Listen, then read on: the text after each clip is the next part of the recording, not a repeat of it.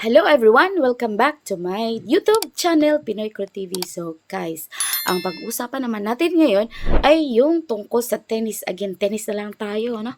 Kasi mahirap na. Mas mabuti ang tennis, masaya. At saka, nakakakaba.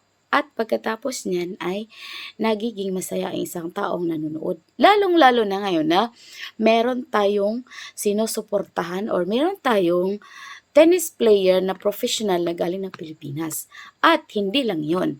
Merong tayong mga tennis players na andun sa Wimbledon at ito ay dito makikita sa ASEAN countries, sa Association of Southeast Asian Nations. So, apat sila na nakapasa or nakatawid papunta sa round 2. At hindi biro yung kanilang mga tinalo kasi mga seeded. Yung iba seeded, yung iba hindi. Mga seeded na rin yun kasi isa dalawa.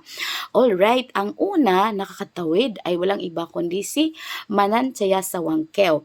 Si Mananchaya Sawangkeo ay taga Thailand. So, itong tennis player na to ay nakikita namin noon dito sa Thailand na nagko-compete sa PTT. Kasi dito merong competition na tinatawag na PTT. Kapag ang mga bata dito sa Thailand ay nag-uumpisa silang maglaro ng tennis at merong competition sponsored by PTT. So kapag sinabi na PTT, ibig sabihin na sila yung major sponsor doon.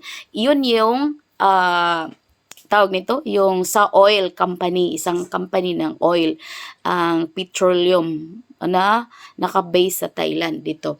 So, ang player na to ay magaling siya at dito siya nag-train sa Thailand. Hindi siya napunta sa ibang bansa. Dito siya nag-train. Kasi marami nga naman sila ditong mga coaches, mga trainers, mga schools ng tennis. Kaya lang, ang iba ay yun, kapos sa pera, hindi makapunta abroad. So, ito namang isa ay taga dito din sa Thailand at ang kanyang pangalan ay si Lanlana Tararudi. So, ang manlalarong ito ay nakikita din namin at minsan nakausap ko to siya nung 2019. At noong time na yun, minsan kasama niya yung tatay niya, minsan kasama yung buong pamilya niya. At saka, naalala namin na merong magkapatid na half Australian na nagpupunta dito sa Thailand at nagkukumpit sila galing Australia. Pero hindi na namin sila nakita ngayon. Siguro hindi sila nagpatuloy. Pero magagaling din yon. So, naglaban yun sila ni Lanlana at saka si Tararudi. Yung Lanlana Tararudi, yun pala. Ang pangalan niya ay Lanlana at ang apelyido niya ay si Tararudi. So, dalawa ha, from Thailand.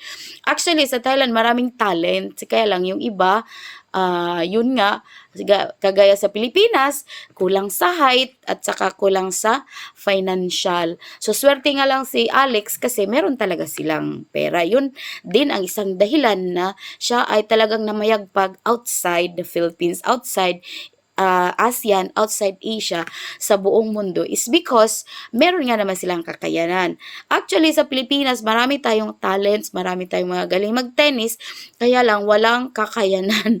Uunahin pa ang bigas kaysa mag-tennis. At saka ang tennis ay mahal siya na sports kasi yung dalawa kong mga anak ay nagte-tennis din sila. Kaya nga, nakikita namin to sa Wangkeo at saka si Tararudi doon sa Chiang Mai, sa Bangkok at dito sa karatig na mga provinces nakikita-kita yun mga players doon. At ito silang dalawa ang nagpatuloy. Meron pang mga coming. Sana meron silang financial or mga sponsors. Dadami din sila. At alalahanin natin na meron din silang naging top 10 na manlalaro na walang iba kundi si Paradon. Si Paradon ay sikat yun nung kapanahonan niya during Roger Federer at saka nung mga nauna pa sa kanilang mga tennis players.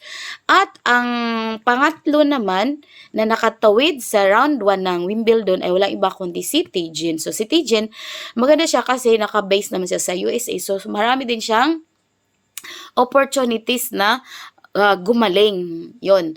At ang pang-apat, walang iba kundi syempre ang nag-iisang Reyna or Princess. Princess muna, no, bago mag-Reyna sa Pilipinas. At walang iba ay kung hindi si Alex Ayala. So, nung nanood kami ng kanilang laro last night, ay hindi siya ganong nakakaba kasi sa height pa lang. Kasi ganito yun, sa tennis, the